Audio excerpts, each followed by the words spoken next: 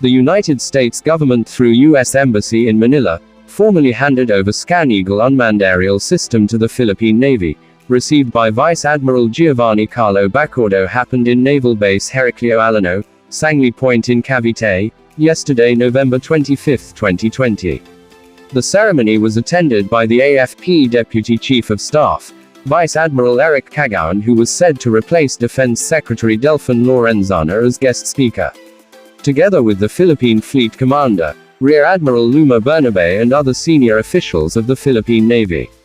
On the side of the U.S. government, Acting Deputy Chief of Mission, Kimberly Kelly, and other representatives from the United States Embassy in Manila, turned over the Scan Eagle unmanned aerial system to the Philippine Navy.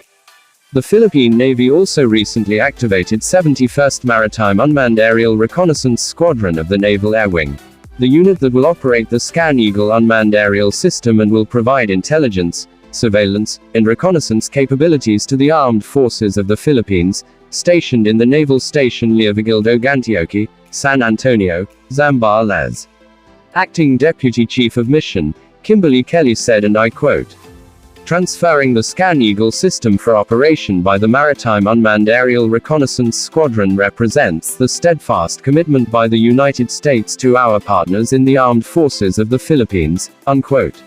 Secretary Lorenzana said in a speech delivered by AFP Deputy Chief of Staff Vice Admiral Eric Cagayan, "This new asset will complement the same kind being operated by the 300th Air Intelligence and Security Wing at the Antonio Bautista Air Base in Palawan, which is very close to the disputed areas in the West Philippine Sea that need our consistent attention," unquote.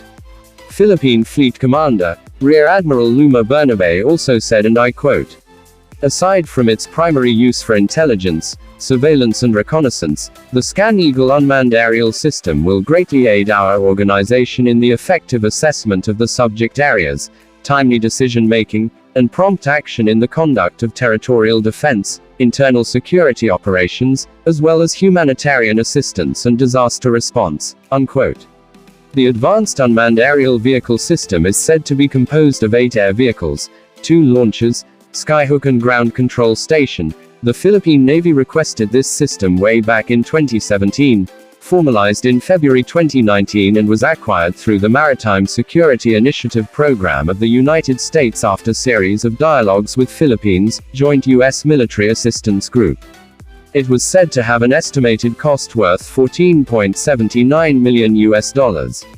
The system will give the Philippine Navy extended range of coverage in surveillance, intelligence gathering in the Philippine maritime waters, and will also help in humanitarian assistance and disaster response operations, including search and rescue missions. End.